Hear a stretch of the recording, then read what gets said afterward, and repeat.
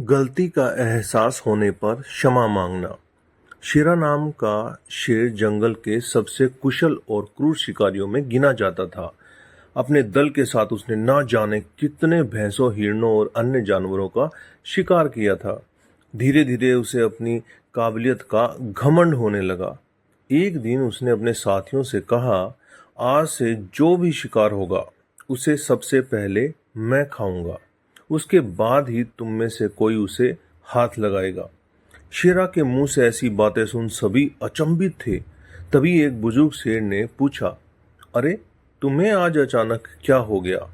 तुम ऐसी बात क्यों कर रहे हो? शेरा बोला, मैं ऐसी वैसी कोई बात नहीं कर रहा। जितने भी शिकार होते हैं उसमें मेरा सबसे बड़ा योगदान होता है।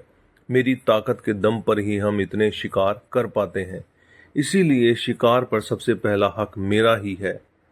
अगले दिन एक सभा बुलाई गई। अनुभवी शेरों ने शेरा को समझाया, देखो शेरा, हम मानते हैं कि तुम एक कुशल शिकारी हो, पर यह भी सच है कि बाकी लोग भी अपनी क्षमता अनुसार शिकार में पूरा योगदान देते हैं। इसीलिए हम इस बात के लिए राजी नहीं हो सकते कि शिकार पर पहला हक तुम्हारा हो। हम सब मिलकर शिकार करते हैं और हमें मिलकर ही उसे खाना होगा। शेरा को ये बात पसंद नहीं आई। अपने ही घमंड में चूर वह बोला, कोई बात नहीं, आज से मैं अकेले ही शिकार करूंगा और तुम सब मिलकर अपना शिकार करना। और ऐसा कहते हुए शेरा सभा से उठकर चला गया। कुछ समय बाद जब शेरा को भूख लगी तो उसने शिकार करने का सोचा। वह भैंसों के एक झुंड की तरफ दहाड़ते हुए बढ़ा, पर यह क्या! जो भैंसे उसे देखकर कांप उठते थे, आज उसके आने पर जरा भी नहीं घबराए, उल्टे एकजुट होकर उसे दूर खदेड़ दिया।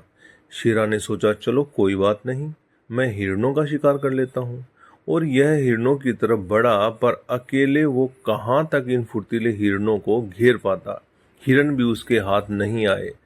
अब शेरा को एहसास हुआ कि इतनी ताकत होते हुए भी बिना दल का सहयोग पाए वो एक भी शिकार नहीं कर सकता।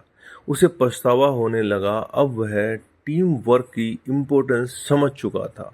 वह निराशा बाकी शेरों के पास पहुंचा और अपने इस व्यवहार के लिए क्षमा मांग ली और एक बार फिर जंगल की उस दहाड़ से कांपने लगा। तो दोस्तों, चाहे आप स्पोर्ट्स में हो, कॉर्पोरेट वर्ल्ड में काम करते हो या कोई बिजनेस करते हो, टीम वर्क की इम्पोर्टेंस को समझना बहुत जरूरी है। टीम का हर एक मेंबर इम्पोर्टेंट होता है और किसी भी गोल को अचीव करने में छोटा या बड़ा रोल प्ले करता है।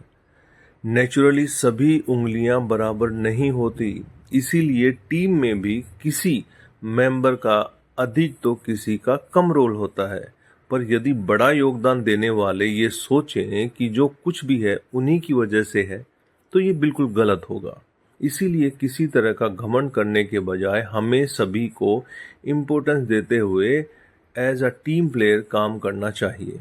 इस कहानी में एक और बेहद ज़रूरी मैसेज है, वो है गलती का एहसास होने पर क्षमा मांगना। शेरा को जब अपनी गलती का एहसास हुआ तो उसने क्षमा मांग ली और एक बार फिर उसकी साख वापस लौट आई।